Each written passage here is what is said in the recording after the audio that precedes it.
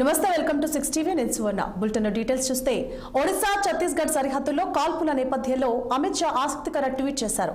నక్సలిజానికి మరో గట్టి దెబ్బ అని, నక్సల్స్ రహిత భారత్ నిర్మాణంలో మన భద్రతా బలగాలు పెద్ద విజయాన్ని సాధించాయని తెలిపారు. సిఆర్పీఎఫ్, ఎస్ఓజీ, ఒడిశా, ఛత్తీస్గఢ్ పోలీసులు ఒడిశా ఛత్తీస్గఢ్ సరిహద్దులో సంయుక్త ఆపరేషన్లో 14 మంది నక్సలైట్లను మట్టుబెట్టారని, నక్సల్స్ రహిత భారతదేశం కోసం మన సంకల్పం మరియు మన భద్రతా దళాల ఉమ్మడి ప్రయత్నాలతో నక్సలిజం ఈ రోజు తుది శ్వాస విడిచిందని ట్వీట్ చేశారు.